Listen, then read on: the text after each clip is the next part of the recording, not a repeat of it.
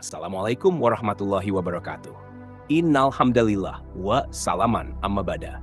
Hadirin yang dimuliakan Allah, jangan lupa like, komen, dan share agar pesan kebaikan ini terus mengalir menjadi wasilah dakwah, memperluas manfaat, serta menghadirkan pahala jariah bagi kita semua. Semoga setiap kebaikan yang disebarkan dicatat sebagai amal saleh dan menjadi keberkahan di dunia serta akhirat. Hadirin yang dimuliakan Allah Subhanahu wa Ta'ala, pada kesempatan yang penuh berkah ini, marilah kita bersama-sama menata kembali cara kita memuliakan Al-Quran. Tidak sekadar sebagai bacaan rutin, tidak hanya sebagai hiasan rumah atau simbol kesalehan, tetapi sebagai kalam suci yang hidup, yang berinteraksi dengan hati, jiwa, dan perilaku kita.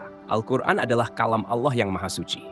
Ia diturunkan dari Zat yang Maha Suci, melalui malaikat yang suci, kepada Nabi yang suci, dengan bahasa yang suci, untuk membimbing umat menuju kesucian hidup. Maka para ulama dan para arif billah mengingatkan kita dengan satu kaidah yang sangat dalam maknanya.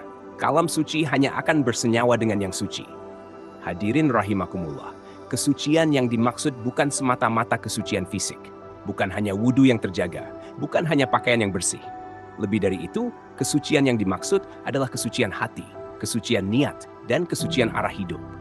Betapa banyak orang yang membaca Al-Quran, tetapi Al-Quran belum membukakan pintunya untuk mereka. Bukan karena Al-Quran pelit akan keberkahan, tetapi karena hati yang mendekat belum siap untuk bersenyawa. Hati masih dipenuhi kesombongan, iri, dengki, ria, dan kelalaian. Maka interaksi yang terjadi hanya sebatas suara, belum sampai pada rasa. Sebaliknya, ketika seorang hamba menjaga kesuciannya, lahir dan batin, lalu ia mendekati Al-Quran, saat itulah Al-Quran menjadi gerbang yang terbuka selebar-lebarnya. Ayat-ayat yang dibaca tidak lagi sekadar huruf, tetapi menjadi cahaya. Tidak lagi sekadar lafaz, tetapi menjadi penuntun hidup.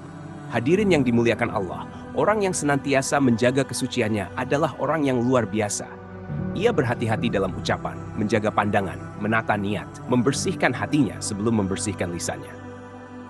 Ketika ia membaca Al-Quran, Al-Quran tidak hanya masuk ke telinga, tetapi turun ke dalam kalbu.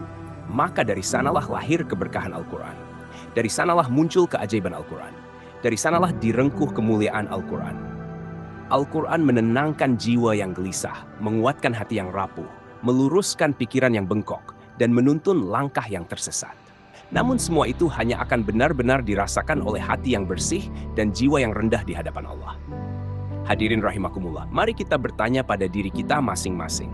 Sudahkah kita mendekati Al-Quran dengan adab? Sudahkah kita membersihkan hati sebelum membuka mushaf? Sudahkah kita menghadirkan rasa butuh kepada Allah ketika membaca firman-Nya? Jika belum, maka inilah saatnya kita mulai. Mulailah dari hal yang sederhana. Menjaga wudhu, menjaga niat, memperbaiki akhlak, dan menjadikan Al-Quran sebagai sahabat hidup, bukan hanya bacaan sesekali. Semoga Allah menjadikan kita termasuk hamba-hambanya yang disucikan hati dan jiwanya, sehingga layak untuk bersenyawa dengan kalamnya yang suci. Semoga Al-Quran menjadi cahaya di dunia, penolong di alam kubur, dan pemberi syafaat di hari kiamat.